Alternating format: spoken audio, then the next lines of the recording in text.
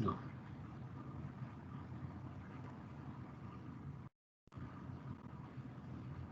No. So anyway, okay. So last week, we have discussed about this, the GMPs, that is a ground motion the prediction equations. So now we have discussed about the parameters. Okay. So now once you have obtained all the parameters, generally, like in our structural engineering, say, we do some type of a regression, and then which we can use it for, this design purposes. Okay. Response spectra or arrears intensity or whatever parameter you like. Okay, so the dependent variable, independent variable also we have discussed. And finally what we said was, when you want to do this regression, say, okay, so you can't do in a like ordinary kind of thing itself. So if you want to fit log y is equal to c1 plus c2m, like this type of a format, say, the problem what we have is this spatial aliasing. Okay, so what do you mean by spatial aliasing? Any of you remember? Yeah, what is the problem we have in earthquakes? The frequency of large magnitudes is very small, Yeah. and also for small magnitudes the area will be very small. Area means number of stations. Okay, so your data is not uniform data. So 3 magnitudes will be very high, but they all will be located near 10 kilometers only. Okay, all the stations. But large magnitude 1 or maybe 2 will be there, but it will have multiple number of stations. Okay, so that's what we said is a spatial aliasing. So if you want to fit some type of a curve to this data set, it will give you all wrong things itself. Okay, so you can't do. So that's why we have to do some special regression techniques. Okay, so nowadays people uses a two-step also, but nowadays everybody uses this random effects regression. Okay, so this also I clearly mentioned you in the last class. So the problem here is when you are doing regression, say, on the data which is coming from different groups. Okay, so each group will have a uncertainty. Now from group to group also you can have a uncertainty itself. So this mixed effect regression, what to do is, so we split the error, okay, basically into two pieces. One is, so this is my regression equation, say y is equal to mx plus c kind of a thing. So the error has been broken into two pieces actually. One is event to event, other is inside the event itself. Okay, so this we said you followed, right? Like you see in a event, so in a particular earthquake you have some type of an error or some uncertainty. But and if you have a mean line, so you have two types of you see the errors, e1, e2, e3, that is from event to the mean one, and inside the event also you have an error itself. Okay, so two errors will be there, and then we try to do this regression. So two-step regression they say. I already told you in the last class. What to do is, so if you have log y is equal to c1 plus c2m plus some c3r plus c4 log r, say. So this is my equation, say. So in two-step regression what to do is magnitude and distance, say, we uncouple actually. See, another thing, the main problem what happens is because of spatial aliasing, say. So generally in linear regression, the assumption is, when you have a linear regression, say, like log y is equal to, some c1 x1 plus c2 x2 plus c3 x3, say. The assumption is x1, x2, x3, all of them are independent, the variables are uncorrelated or something like that, we try to see. Now here the problem is, so we are having magnitude, we have a distance also. And now magnitude and distance, say, they are correlated or they are uncorrelated actually. No. So they are independent or uncorrelated, or they are dependent on one another. So magnitude depends on distance. Yes, they're correlated. Depends or yes or no,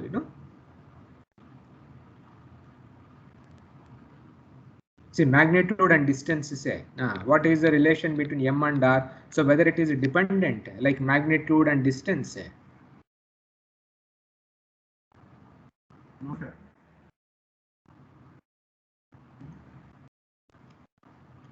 See, in reality, say magnitude and distance are independent of each other. Okay, so but in data, what is happening? So for 3 magnitude, you have very few distance only. But large magnitude, say, large distances will be. So as magnitude is increasing, say, your data points is also increasing actually. Okay, so that's what the spatial aliasing we say. So when you do linear regression, the assumption is x1, x2 should be independent of each other. But you know, in earthquakes, because of the non you know, this frequency and all kinds of problems are there, so magnitude term, distance terms, they are correlated actually. As magnitude increases, you know, the distance to felt actually, that region, so that also increases, and the number of stations also increase. Like I told you last class, you know, this example.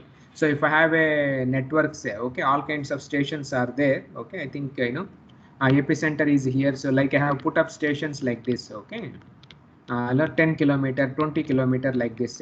So now 3 magnitude, it will be felt only up to 10 kilometer distance.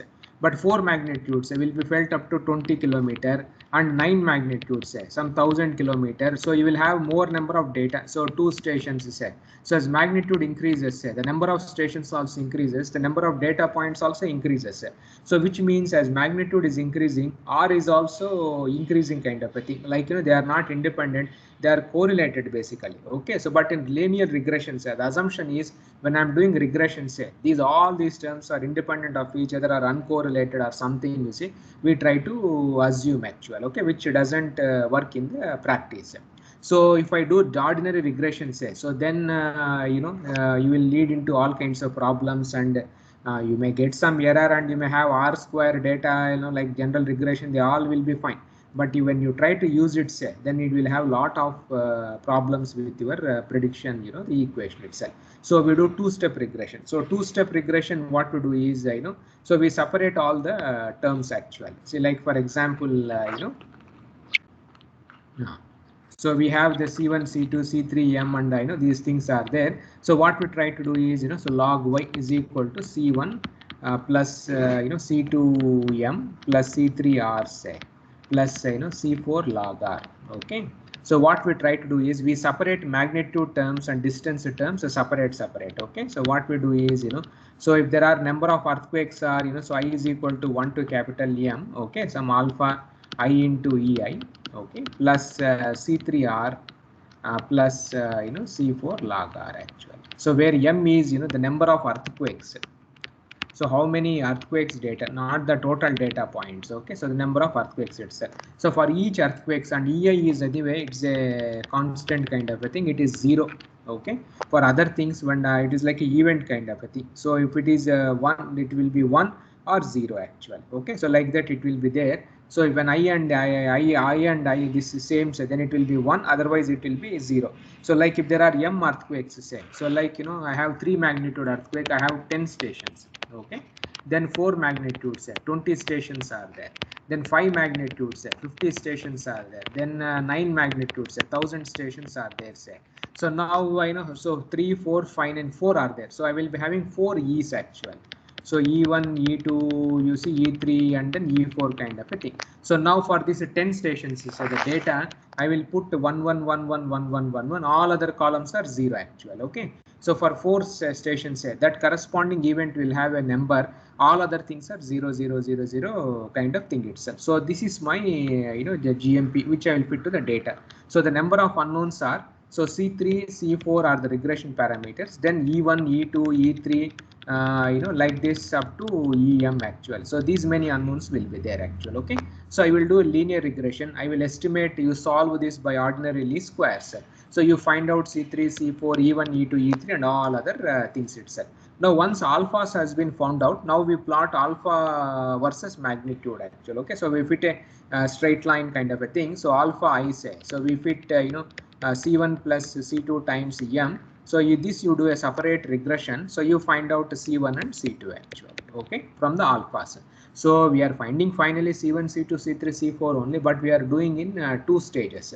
Magnitude separate, distance separate, and the error say. So here whatever error you get, say, in this one, so we call this as you know, the overall error actual.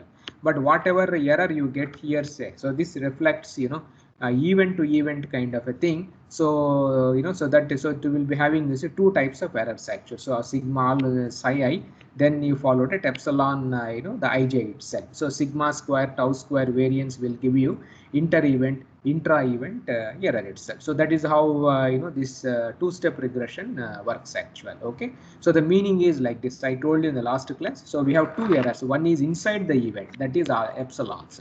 Now another error is, this is the you know, the fitted curve for all the data. So from this, each data point will have its own mean value, the 3 magnitude. So you have another error, that is, you see, eta I itself. So that we are calling as inter-event, intra-event, residual. So you will be having, is it, two things itself will be there. Okay. So if you don't follow two-step regression, and if you do ordinary regression, say, because of spatial aliasing, because, you know, as magnitude increases, the number of stations increases, you know, the coefficients and other things will be in problems actual. Okay.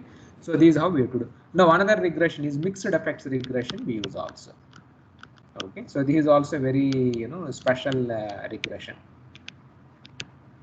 Which is nowadays, you know, very popular, and everybody is using in all kinds of fields actually. So the main assumption I explained you in the last class. So when the data is coming from groups, okay, several groups, okay, then how to fit a equation actually. So this comes actually, okay. And now in the magnitude distance is there, then we can have another group also regarding the site condition, like, you know, all soil sites one group, rock sites also one group, also you followed it, one can do also. So anyway, so this method, you know, it uses maximum likelihood method. So this here, you know, we use this, you know, the maximum likelihood method.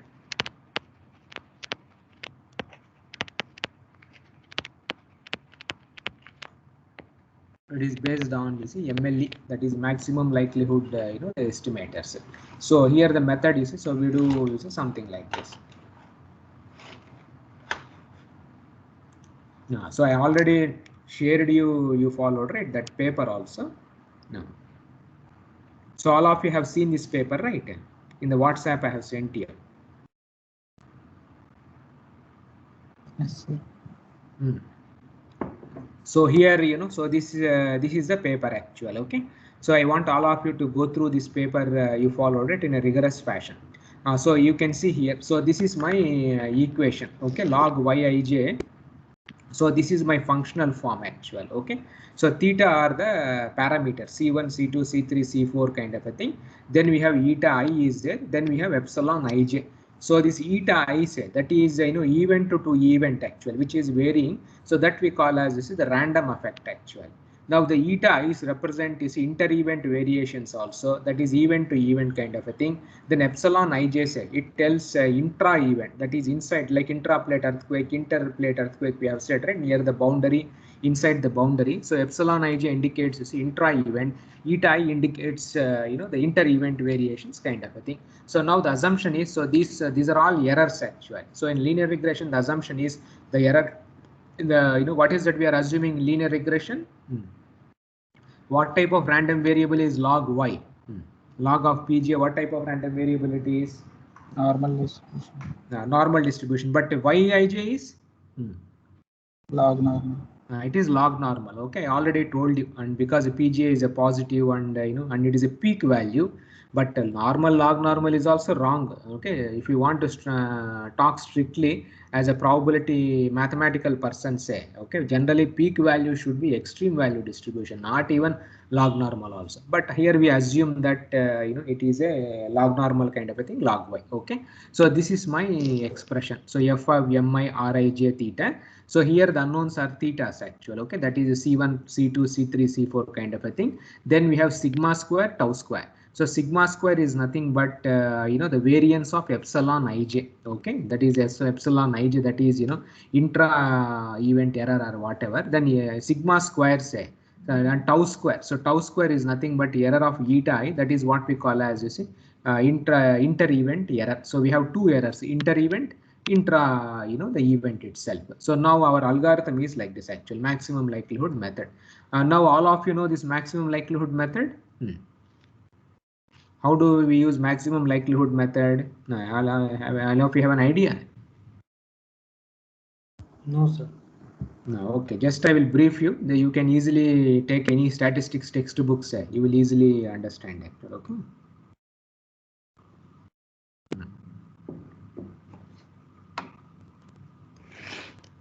Just 1 second, let it open. So like for example, if you have y is equal to some, you know, mx plus c say, okay, so if you want to find out m and c, okay, so you can do in two ways. One is ordinary, you know, least squares regression, which all of you are familiar. The same thing you can also do from the maximum likelihood method also. Okay, just let us see this one.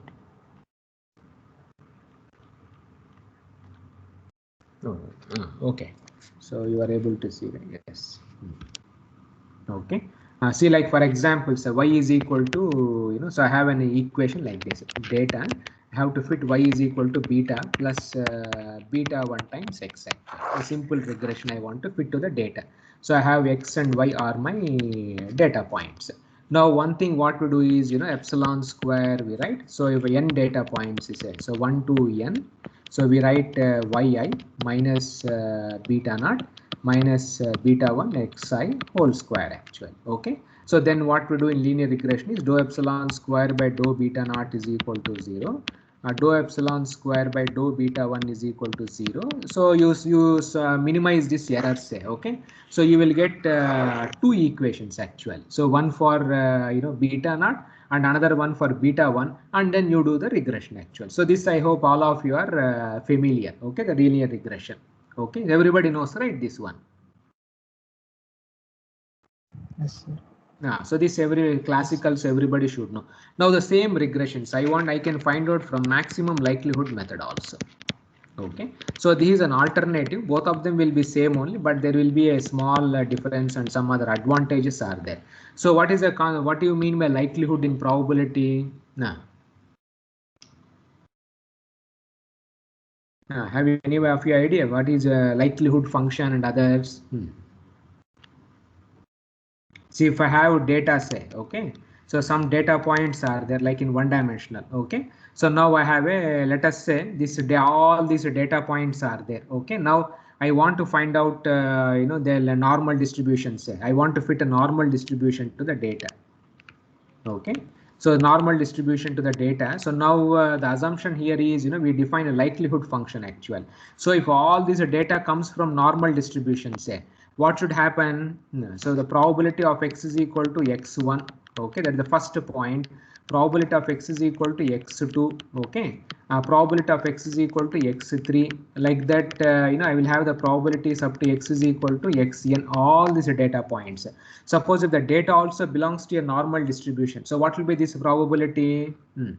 Suppose let us say the data is Bernoulli or binomial random variable, and you are fitting and your assumption is the data comes from a normal distribution. So what will be the probability? See, this original data is normal. Okay, let us assume that the original data is a normal distribution.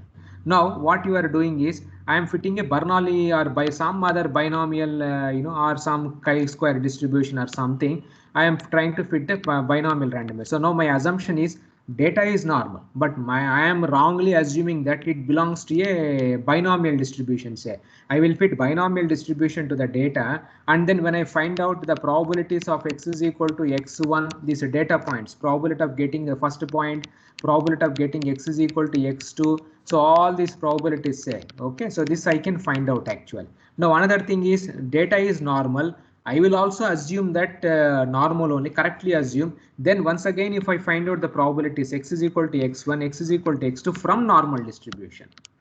Okay, now which one will be more?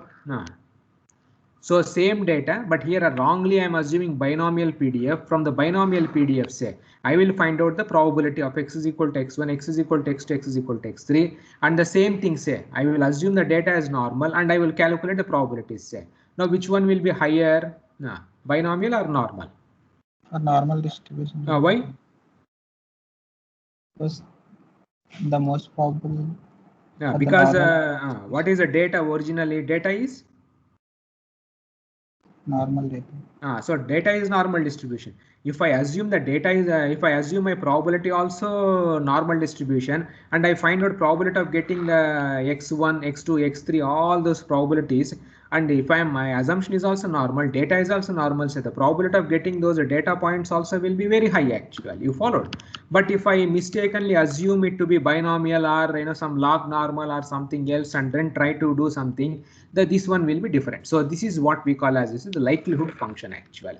So likelihood function, suppose suppose if I have 100 data points, say, so likelihood function is, the probability of getting the first data point x1 and the probability of getting data points x is equal to x2. If that's a product actually of all these probabilities are there, like that if I multiply, say, probability of x is equal to x times 1000 or whatever, say. So this we call as, you see, the likelihood function generally. Okay. So likelihood function. So generally your data and your assumptions, if you have done correctly, say normal, normal, or log normal, binomial, binomial, and if you find out probability of getting these data points from that distribution only, so then obviously, the likelihood will be maximum. That is a concept of maximum likelihood method actually. Okay. And now here I have to do regression analysis. So my regression is yi is, beta naught plus beta 1 times xi. So this is my ordinary regression set. Now in ordinary linear regression, what is assumption of y? Plus of course error will be there actually. Okay. What is assumption in linear regression? What is that I told you? What is the fundamental assumption in linear regression?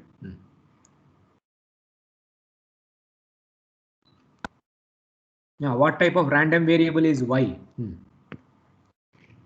Normal distribution. Yeah, I told you, right? Central limit theorem you would have studied.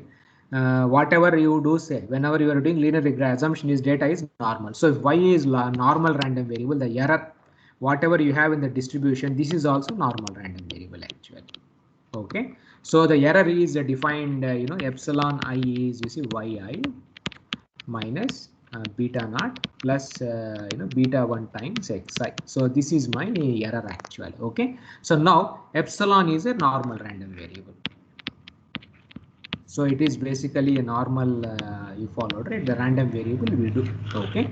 So now so we do like this. So now if it is a normal random variable, say, so obviously if you fit normal distribution to this data, then the likelihood will be very maximum. So now we find out the joint density function, okay, of all these random, or the likelihood function we say. Okay. So that is f of y. Okay.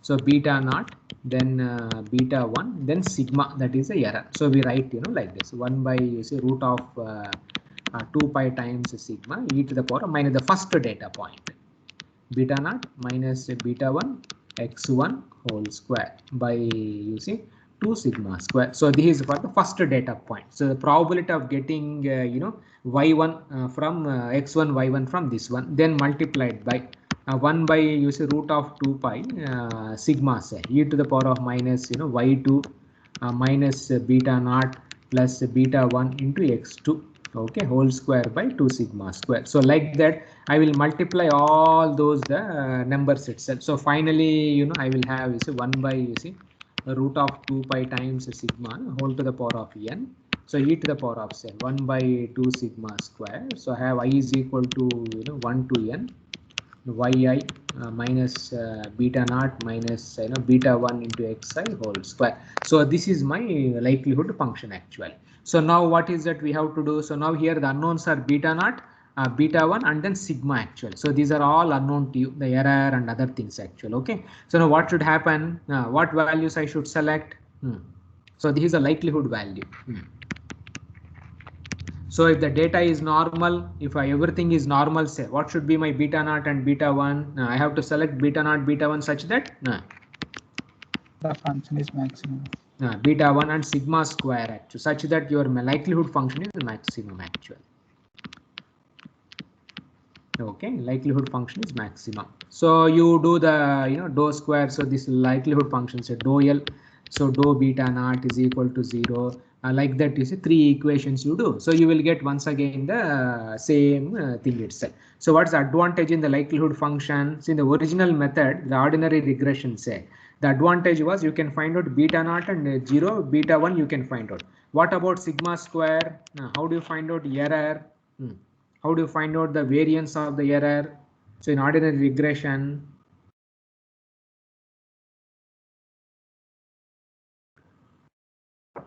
now what do you do? See, you would have fitted data, right? Some straight line to a data. So how do you find out variance of the data? That is, the error standard deviation or something.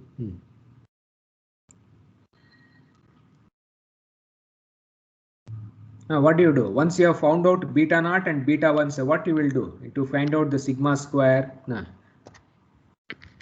So for all the data points, say, okay, so b naught plus b1 times xi.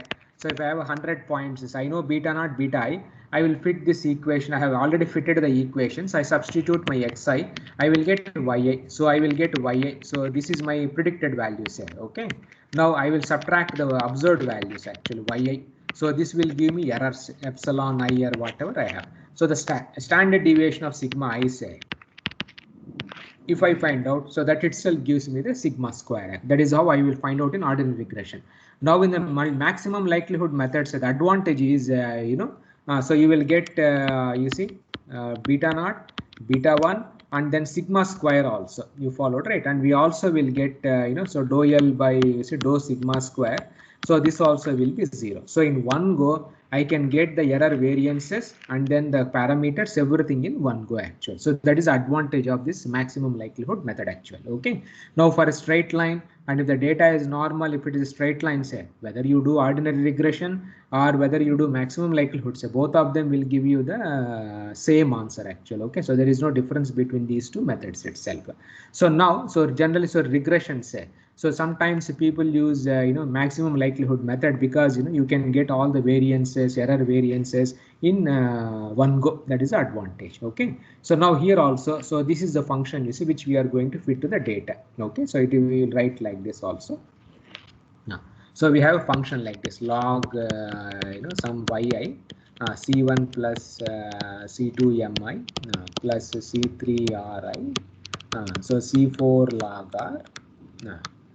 Plus we have two errors are there here. So eta I, then epsilon ij or something you followed, right? So we have some, I think I will remove this one. So log yij, this is basically, okay. So we have these functions, okay. So two errors are there, or if you write properly, so the notation mi or ij, sorry, mi or ij, okay. So this is my, you followed at yij. Okay, so this is my equation, actually. So now here the unknowns are, so C1, C2, C3, C4, then the standard deviation of eta I, some sigma square, then tau square, actually. So the variance of this itself. So how many unknowns are there? 4 plus 2, 6 unknowns are there, actually. Okay, so these are the unknowns basically. So what we try to do is, instead of going in ordinary regression, say, so I will use it in my, the mixed maximum likelihood method itself. Okay, so now, so this is my maximum likelihood method. Okay, so this is, of course, here there are more number of random variables are there. So this is a likelihood method. Actually, you can see this here. So log L, is log of 2 pi. He has written in a, this type of a format. Oh, sorry. Yeah, so he has written in, you followed it, a matrix kind of thing. Oh, 1 second.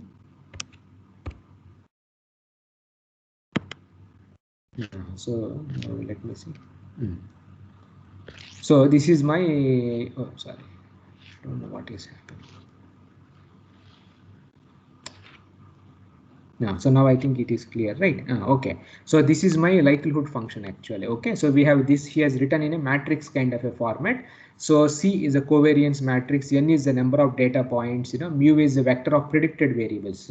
So this mu contains C1, C2, C3, C4 kind of a thing. So now this is my covariance matrix here. Now because so this covariance matrix has you followed, right? Two pieces will be there. That is in a sigma square, which is n is the capital N is nothing but, you see, the number of the total number of data points, small ni, whatever he is mentioning, say, so n1, n2, n3, they contain the number of data for each magnitude, actually. Okay, so like 3 magnitude as a 5, say, so n1 will be 5 events will be there, like 10, 20, like that will be there. So this is my covariance matrix itself. Okay, so this is a covariance matrix, it looks like this. So its size is also, the total number of data points, but for each group, say you are having extra, the variance itself. Okay, so that is how we write it here. So determinant inverse you find out. So now this is a log likelihood function we write here. So now you maximize these functions, say, with respect to sigma square, and then with respect to tau square, then with respect to mu y, all the parameters, so you get your equations actual. Okay, so this is how we find out all the numbers and other things also within one go. So this is how this likelihood method it works actually. Okay, so this I am writing here. So here I am showing you for a simple equation, that is a PGV. Okay, so they have fitted an equation for a PGV as a plus b log 10 PD3. PD3 is some dependent independent variable itself. Now here the unknowns are a, b, then variance of eta I, then variance of eta j. So 1, 2, 3, 4, 4 unknowns are there. So you find out the log likelihood, say, okay, that is a likelihood function, what is normal distribution itself. So you get this big equation actually. Okay, so now from this equation, say, so you find out, so you maximize or minimize this equation with respect to, so dou of log L, okay, by dou A is equal to 0, then dou of log L, okay, so with respect to dou B is equal to 0, and then dou log L with respect to sigma square, okay, then with respect to tau square. So you maximize, you say, so you equate it to 0, so you will get several equations, and then you get the the unknowns actual. So this is how the mixed effects regression works. Okay, so last class I explained you the concept is very simple. So this is one group actual. So data from one group, data from one group. So both of them are normal. So this data set, it has its own standard deviation. Apart from that, the fitted one, say, the overall fitted curve for the entire data, it will have another variation. So you are splitting them into two pieces actually. One is this one, from this line, what is the variance, and from in the individual, say, what is the two variances will be there. So this is how physically you have to interpret this inter-event and intra-event terms also. So this also I showed you.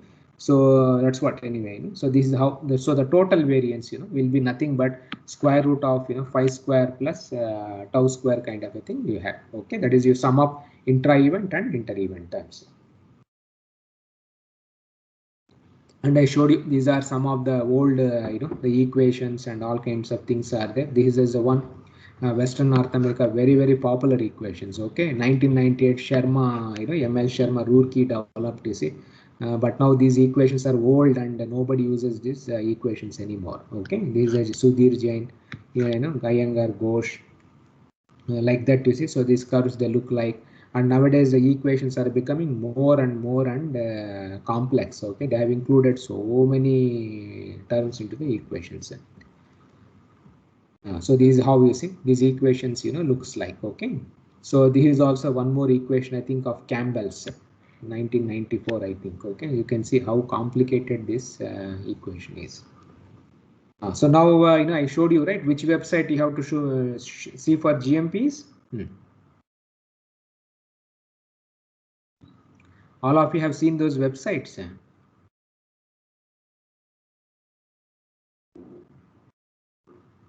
Last class I showed you right what is the website you have to see.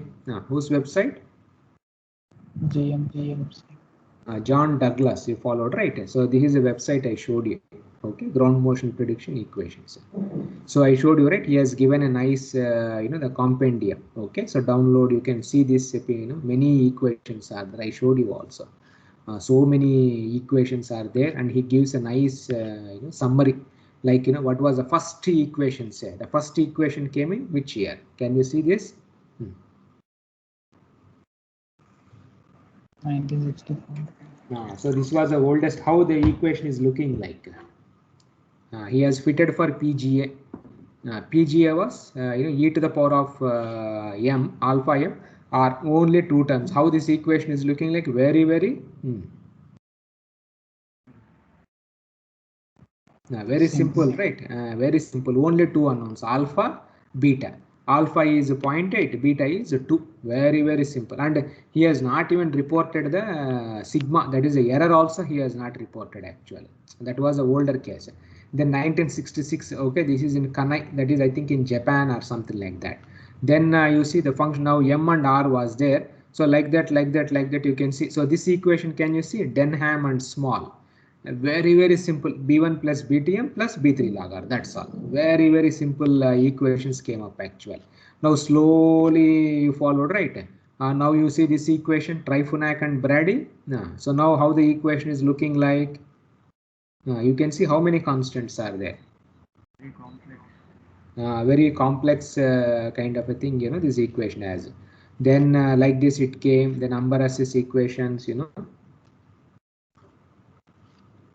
Idris, if you see, so these are all the old equations. Now if you see the current equations is so complex actually. Okay, so where is the one equation you can see? Okay. Shank. So if you see the recent ones, that is NGA or maybe, you know. So these are all at least fine. 1990, 2000 if you say. Okay. So as data has become more, no, then obviously more number of equations, more number of people, you see, has started working in this area. You see Young's equation. How good is the, okay, this also Dowrick, Costa, Panza, so many are there.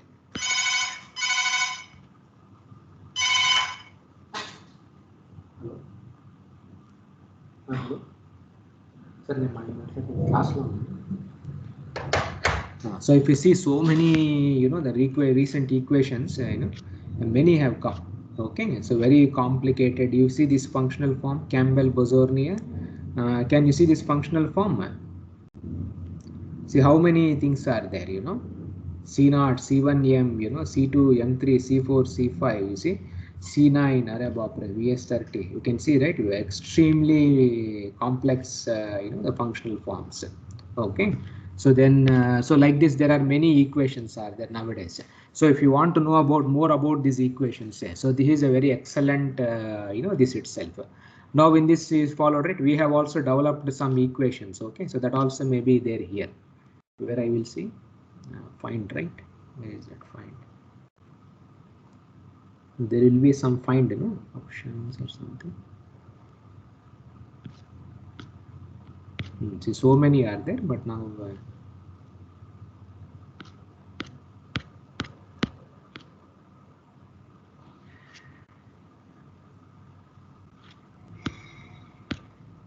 So many are there. I think we have done for India. I think somewhere ours also is there. Okay. So even Bhargavi's equations, you know, so Bhargavi has also done during her MS.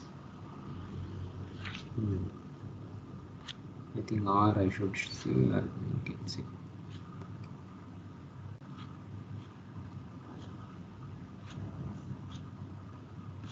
Many are there. Okay, I think Danya's equation is there. So he has summarized all the works actually, whatever we did previously. You can see here. So this was one of the earliest equations we did actually. Okay, so 2006, then 2007, you know, then 2014 Kavitas, you know, many we have developed and you followed, right? You can see Podili, that is Bhargavi's paper also you followed, right? He has referred actually. All the equations are there. Okay, so I suggest all of you, you know, to go to this website. So to download, you can just go through how these equations are looking like, and you will get a feel about this subject actually. Okay, and nowadays what's the you know, keyword? So now what does people are doing when you have large amounts of data? When large data is available, so what you can do? When the data is huge actually. So what is the buzzword nowadays? Big data. Big data. What is the techniques they are using? Machine learning. So machine learning, neural networks, you know. So these things are becoming more popular actually. Okay, so like my student Danya, you know, we have done some neural network, you know, for this GMPs, and the problem and the advantage of this machine learning, these tools, is functional forms and other things, you know, no need to assume. And the advantage is, you know, these models are working much better than these conventional equations, provided you have a large data set actually. When the data sets are very small, say, so neural network, all these things becomes useless actually. Okay, but when you are having a large data set, so one can use this machine learning, you know, algorithms also. So there is in my YouTube, I have a lecture also done in the neural networks. You can go through where I have explained how to develop a GMP, say, using the artificial the neural network itself. Okay, so I will and in MATLAB I just wanted to mention you. So in MATLAB, say, which is do any of you remember the command for this mixed effects regression? What is the command? MATLAB, all of you have, right? NLME fit. No, NLME fit, actually nonlinear mixed effects regressions. Okay, so this is a command in MATLAB. Okay, no need for you to do any code or anything like that. So nonlinear mixed effects, already it is there in the MATLAB. LSQ lin is there. Okay, so this is ordinary, the least squares. So LSQ lin is there, ordinary least squares regression. If you want to do mixed effects regression, say, you can use this NLME fit in MATLAB. So what you people have to do is, all of you have downloaded that NGI data, right? That flat files, the response spectra, everybody have downloaded. So now what you people do is you fit a regression equation. Okay, so you the functional form, I will leave it, you can assume whatever functional form you want, but only thing is that the independent variables should be magnitude, and coming to distance, say, I suggest all of use RJB. They have given several distances. RJB you use, then VS30, say. So this is a shear wave velocity in the top 30 meter of the soil. Then if you want, you can use a fault mechanism, or they would have given this mechanism also, thrust mechanism, like strike slip mechanism, like that also they have given. So use these 4 as a the independent variables, and then you predict PGA, you develop for PGA, then spectral acceleration at a 0.1 second. They have given, I think, some 100 frequencies or something they have given. Okay, so you can easily MATLAB or Excel also, you may have this NLME and other things also. So for this data set, you fit a regression equation. Actually, the functional form, I leave it to you. Simple functional forms also you can try. C0 plus C1m plus C2r plus C3 log r, you followed, right? So like this type of a functional form, or you can use magnitude saturation. So you fit a functional form, you plot with the data, you yourself verify actual. Okay, with and C5 log 30 also. Okay, log VS30. So all of you follow, right? You have to try it in the MATLAB or whatever software you have, MS Excel or whatever. So use this LSQ, that is ordinary least squares, get the coefficients, you plot with the data. Then you also use NLME fit also, that is mixed effects regression. Already in MATLAB they have given tutorials, how to use the command, everything is there. It's very easy. No need for you to know anything about the maximum likelihood method itself. So use all these methods, say, you fit some type of functional forms and come up with your own equations. Okay, so who will be the, so I will evaluate, so you can use all different functional forms. I leave it to you. Okay, so now finally, I will judge all your regression equations. Okay, now how do we judge regression equations? Who is the best? Like you have data is sent, I have given to you, and all of you have developed 10 separate forms. Say, who is the best? How do we judge?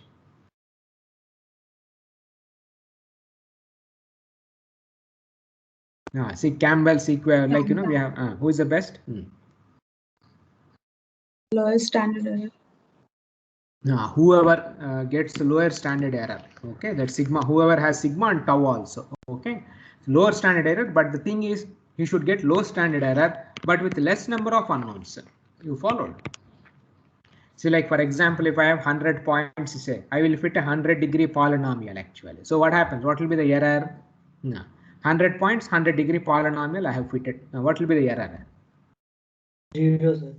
0 only. So obviously he will claim that I am the best, because his error is 0. But he is a useless actually. You followed, right? So 100 data points. If I can, explain the 100 data points with 2 unknowns, say, and then my sigma also is, some 0.02 I have got, say.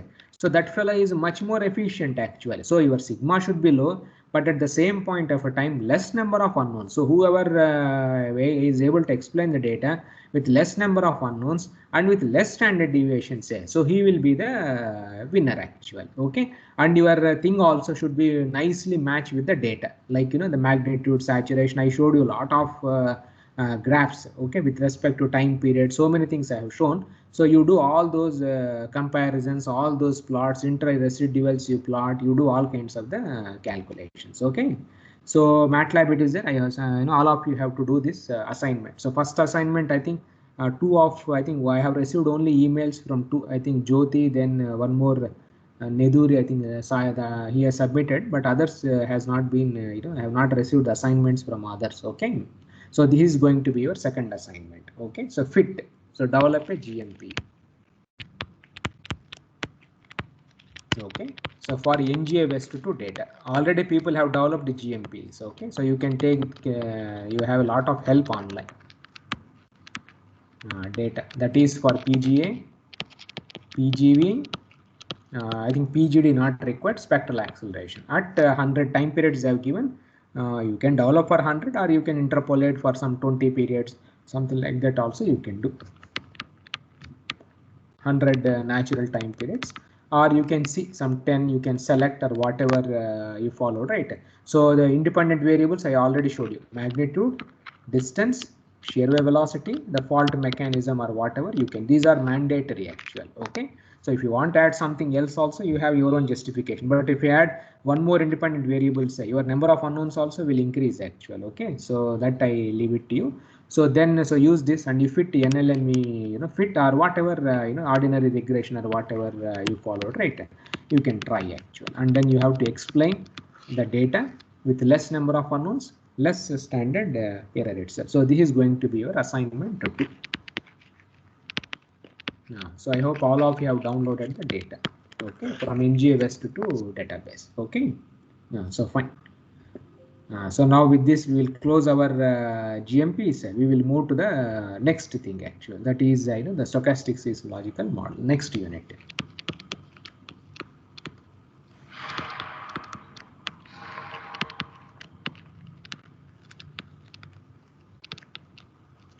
So this we will see the next one. So this is also empirical model.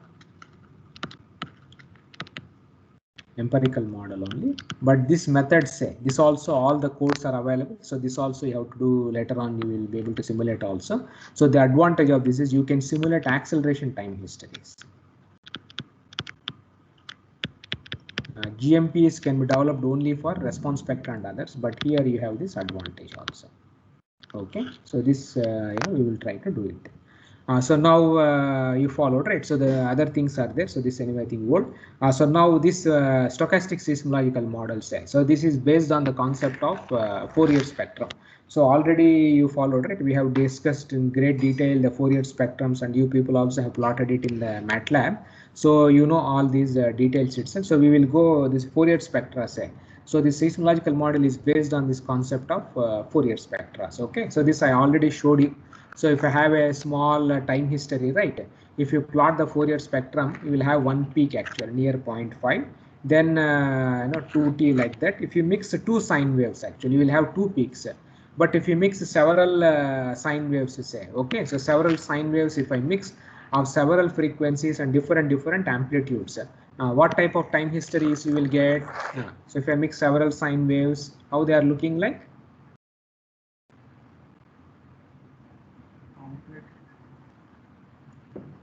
They are looking like more or less close to ground motion. Ground motion. So the last time itself I told you.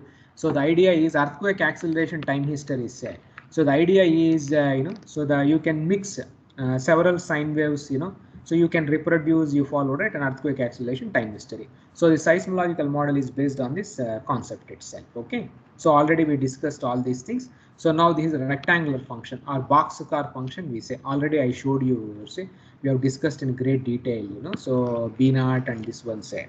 So this is this Fourier amplitudes. We already discussed sine omega d by 2. All those things we have discussed in great detail. Okay.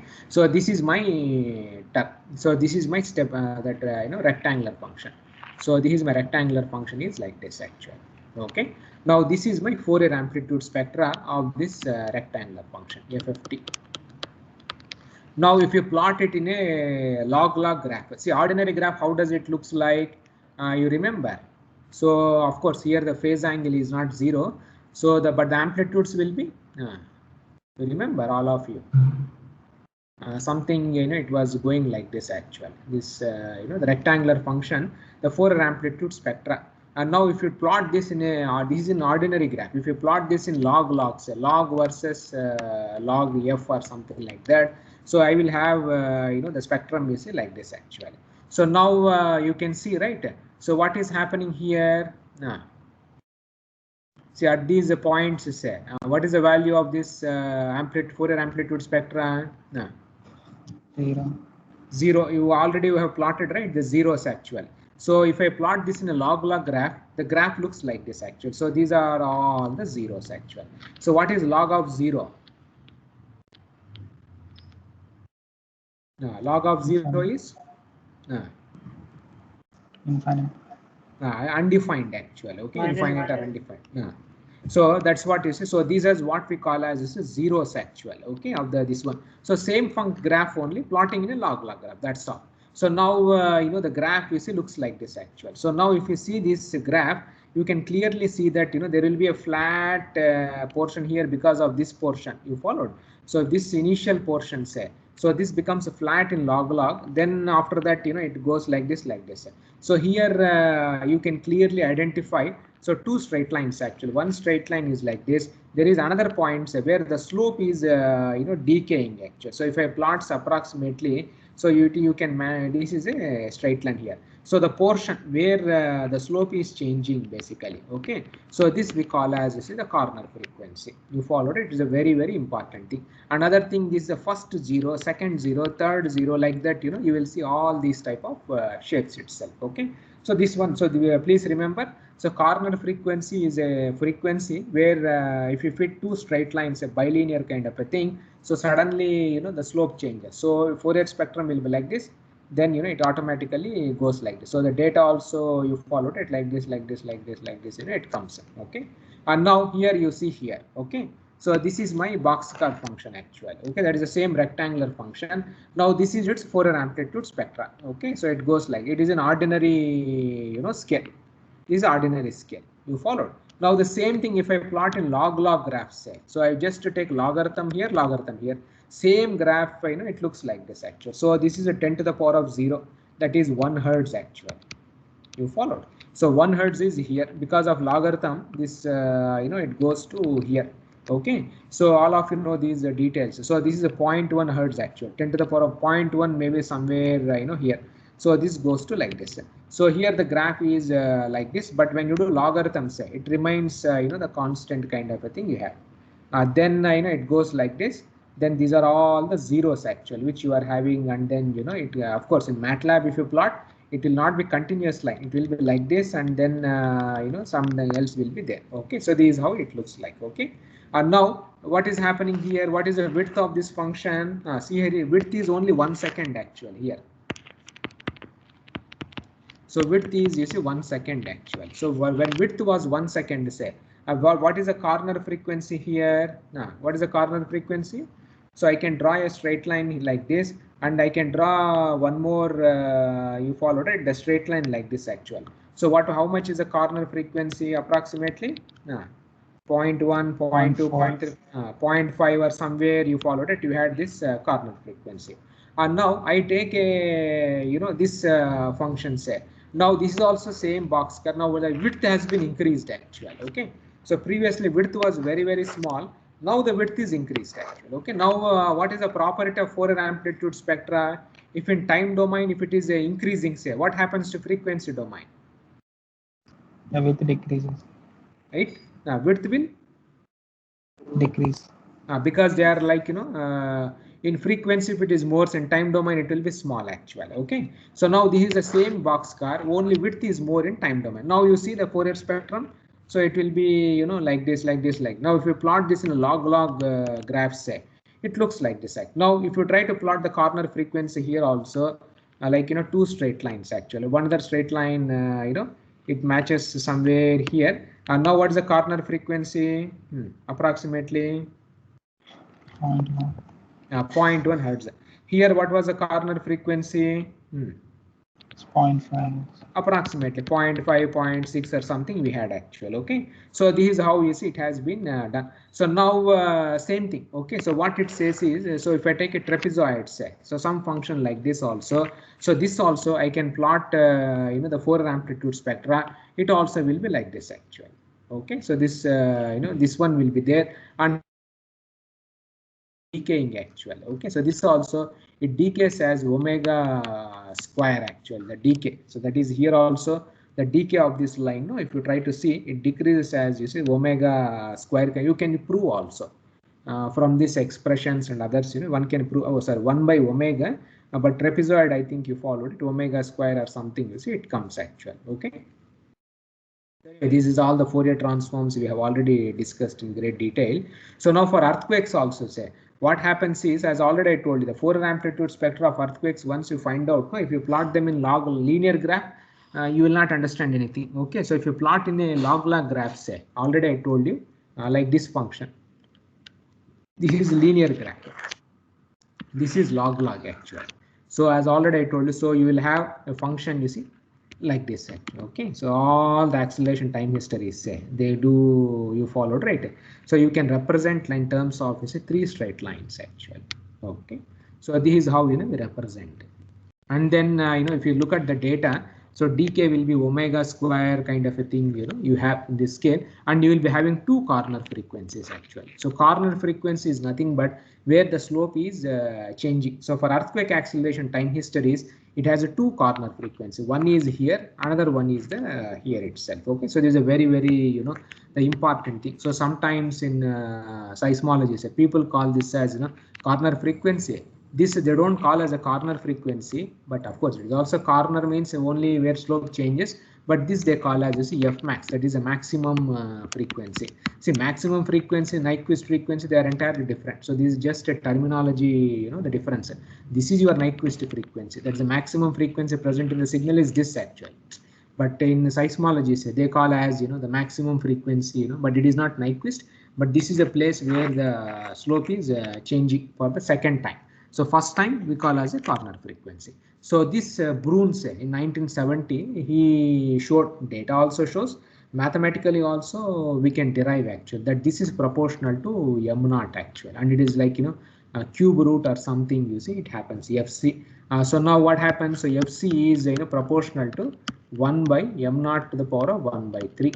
So what does it tells you? This is minus actual. So as magnitude increases, movement increases. So movement increases, what happens to corner frequency?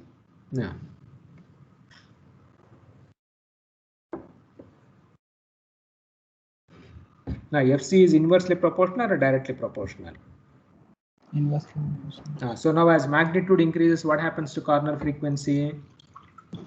Decreases. It decreases actual. Okay, so how you can explain this philosophy?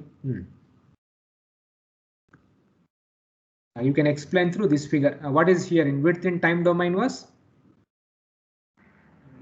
1 second. A small actual. So when width in time domain was very small, so what was the corner frequency?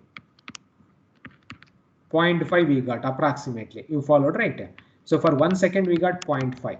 When the width has increased, say some 4 seconds or something, corner frequency decreased actually. So now as magnitude is increasing, what happens? So as magnitude increases, rupture area increases, duration also increases, and finally your corner frequency has to decrease actually. Okay, so that is the concept. So this fc, say it for 8 magnitude, it will be like this actually. For 7 magnitude, say somewhere you followed, right? It this corner frequency, this is for 7, this is for 8, like that it goes away. So that is, so this is how it goes. So you can see this graph. So what is happening here, as larger the magnitude, so this is the corner frequency for 7 magnitude. This is a corner frequency for 6. Then corner frequency for 5. Then corner frequency for 4. What is happening here as magnitude is increasing? Corner frequency decreases. Decreases actually, you followed. So this is a very important concept which you can explain from the simple that rectangular function itself. So based on this concept, say, so people developed this one. So if you want to develop a mathematical expression for this, so I can write as 1 by 1 plus f by f naught square actual. So this, if you plot this in MATLAB, say, how does this function looks like? And if you plot in a logarithm graph, so this graph looks like this. You followed. So it, and of course, as f tends to infinity, say, it remains a constant kind of a thing. You see, it happens. And this portion, where it changes slope, say, this is f naught actually. Okay. So this is how it goes, and you have to plot log of s of f, not s of f, versus log f. You followed. So this is how the graph looks like, and this function is also known as single corner frequency model.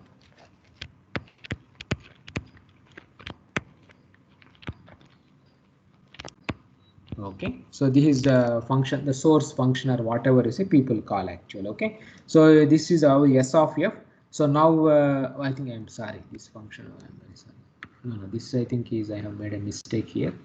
This plot, how does it looks like? I see, but I think it is wrong. See, as f is 0, so what will happen to this function?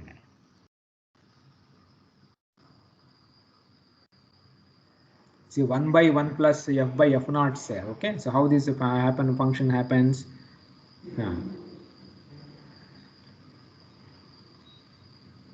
See, as f tends to infinity, what will happen to this function? Becomes 0. It should go to 0. But if f is very, very small, say, it will be controlled by f naught. Sorry, that function will look like this actually. You followed. So I think I plotted wrongly. Okay, so this is f naught. You followed. So this is s of f. Now if you find out acceleration, okay, that is multiplying 2 pi f square, okay, times this function. Okay, so if you multiply, then that graph will be like this. You followed. So because when f is 0, it will start from 0, 0, and then it goes completely like this. And you can see when f tends to 0, so it will be equal to m naught into the f square, some kind of a constant you have. And when f tends to infinity, say, so it will go to this m naught into, you see, f naught square kind of a thing. It happens. So I think, oh sorry, it doesn't start from 0. So you plot this in MATLAB. Okay. So if you plot this function in MATLAB, say, so you will see all these peculiar the patterns itself. Okay. So now this is how. So this is a function which you can fit to explain the single corner frequency itself. So what these people have done is based on this one, say, so they have developed these type of methods. So there has been some empirical equations also, like this corner frequency, that is f of c actual. Okay, so it depends on the radius of the fault actual. So RB is nothing but radius. So they have linked also radius of the fault. So now as radius of the fault increases, what happens to corner frequency? What's the relationship between radius and FC? Inversely proportional. Inversely proportional. So if a magnitude is more, what happens to radius? What is the relationship between magnitude and radius of the fault? Directly. So as magnitude increases, radius of the fault also Increases. Increases. So as magnitude increases, what will happen to corner frequency? Reduces. Decreases. So R also you followed it 1 by FC itself. So this is how this is an empirical relation actually. So people have shown that this corner frequencies, it depends on the radius, and they have done some exercises also. And delta, that is a stress drops, that is energy released also. There are some empirical expressions are there, similar scaling laws and others. So it depends on m naught and then RB cube also. We will come back to this stress drop actually. Okay, what is this?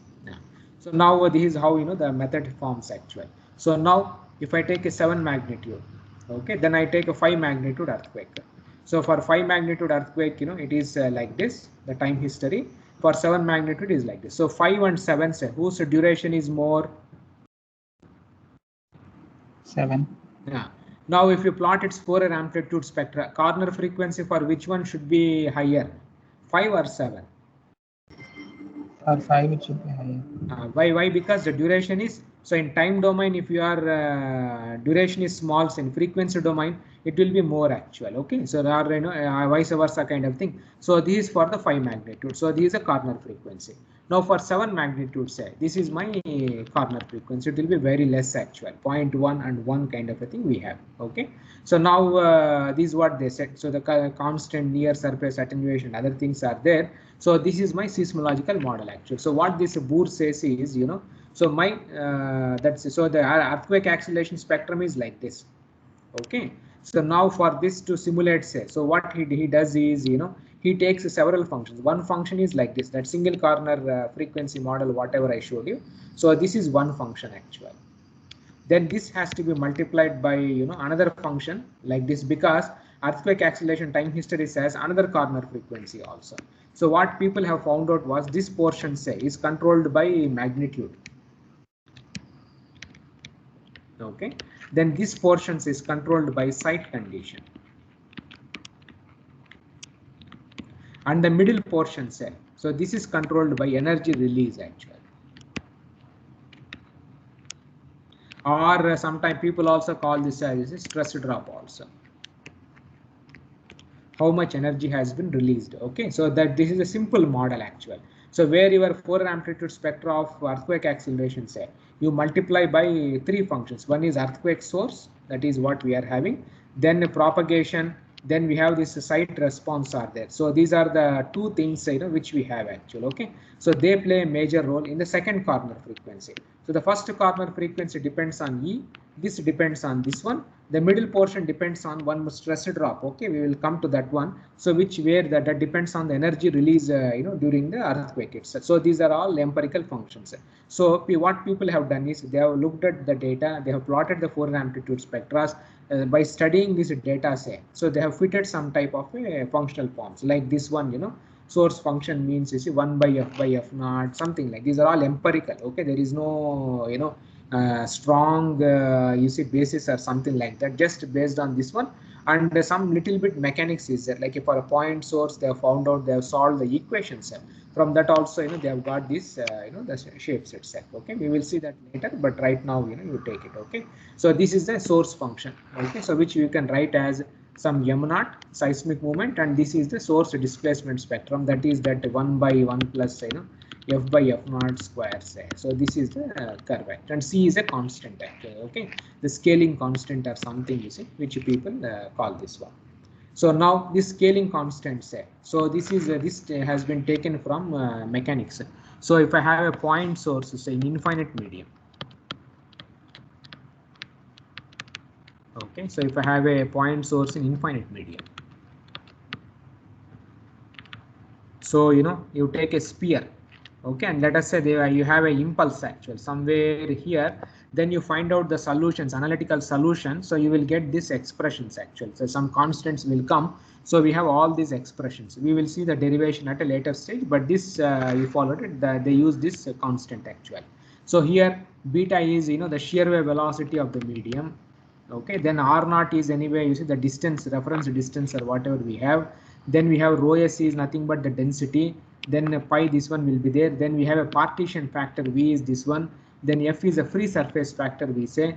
Then this is a radiation, you know, the pattern. Okay, radiation factor or something like that also people call. Okay, so this is a scaling constant. It comes from mechanics, from a point source in infinite medium, you know. So this constant comes up. Okay. Then for this S of f, say, we use this type of a function. So this is known as, you know, single corner frequency model. So as already I told you, this function, if you try to plot in a computer, it looks like this actually. But if you multiply this function by f square, say, then you know, it looks like this. Okay, so that is how it comes up, and it works very well in practice. Okay, that's how, you know, it looks like. And then this portion, okay, so based on the constant, you know, so this portion, as already I told you, f tends to infinity. So this function, say, so this single corner frequency model, it goes to m naught into f naught square actually. Okay, so this asymptotic property of this function, so m naught into f naught. So this constant, say, we also call as, you know, the stress drop, or is it the delta sigma, you know, like energy release or something also people call. So this is a function actual. So this is for 6.5 say. So my function is like this. Okay, same corner frequency. But if stress drop is instead of 100, if it is a 200 bars say. So for same magnitude, corner frequency will be same. What is happening? Which portion is increasing? So for same magnitude, so what is happening in this region? Or here also?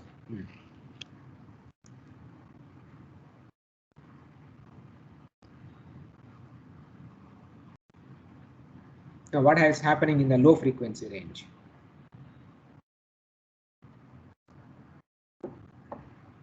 For different stress drops, what is happening?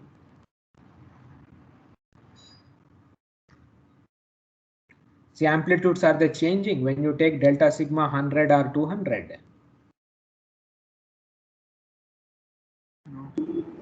So they are looking same actual. So where delta sigma is playing a role? The middle region. In the middle region. Okay, that is how this the equations has been fitted actual. So this portion say it is controlled by magnitude at the corner frequency. That's the first corner frequency. Okay. Now coming to the path function say how many dampings are there in the medium? I already told you. Okay. How many types of damping are there? 2. What are those? Anelastic and radiation damping. Anelastic and radiation damping. Okay, anelastic means it is a viscous damping. Okay, which you have already studied in your dynamics. Then radiation damping means what is radiation damping? We already told you, right? When earthquake occurs, it will occur at a point. So at this point, the whole energy will be released. But after some time, what happens? This energy propagates in All directions. Larger areas. Larger area. So when the area is increasing, say energy, if I take at this point, so say energy is same, but energy has been distributed in a larger area, so automatically you followed, right? It decreases. So that we call as this one. So now sometimes in seismology, so this radiation damping people also call as geometric spreading also. So the same as radiation damping. You followed. So then of course anelastic attenuation. So this is nothing but a viscous damping, which you would have studied in the dynamics, e to the power of eta omega t kind of things we have. So two types of dampings are there. So this is how they use actual. So this is anelastic attenuation say. So this is an empirical you followed, right? The formula you see which they use for anelastic damping.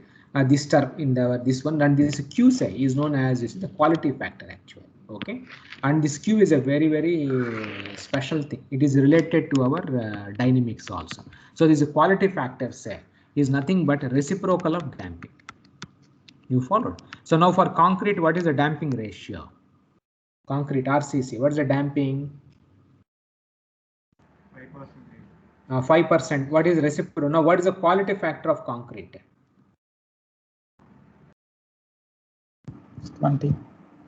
So 1 by 5%. So that means 100 by 5, 20 actually. You followed. So in seismology, people use a reciprocal of damping. Now what is the quality factor for steel? For steel, what's the quality factor? Tell me. What's the damping for steel? 2%. 2%. So quality factor is 50. 50. So now soil, what's the quality factor? See, for soil, what's the damping generally we use? 10 to 20. See that earth retaining something will be there, no? Earth dams or whatever. So what is the damping we use for soil? You remember 10% damping. You followed, right, for soil. So what will be its quality factor? 10. So this is how they use the quality factor thing you followed, right? And this also you can easily see from e to the power of eta omega t. You followed. This is my viscous damping. So here also you can clearly see CQ is a velocity, shear wave velocity. Now what is distance by time? Sir, distance by velocity. What do you get? Distance by velocity. Time. What do you time? So this R by CQ is nothing but T. You followed. Omega is F actually. Of course, omega we use or F, both of the 2 pi F you followed, right? We write like that also.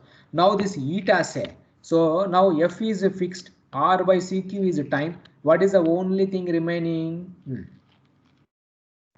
Quality. Q. So now eta, how Q is related? So e to the power of eta omega t is same as e to the power of, anyway, pi you forget about, because 2 pi f or omega, both of them are same. So this entire thing is omega. This is a time. So this portion say Q is there here. So this is a eta term itself. So this entire expressions, anelastic attenuation, whatever we use in this seismology, exactly same to same as e to the power of eta omega t only.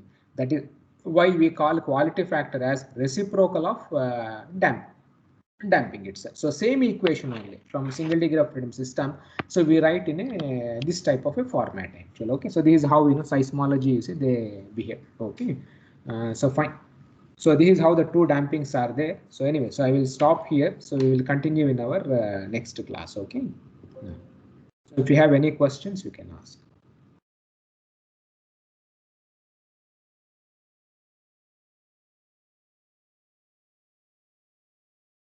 And I will send you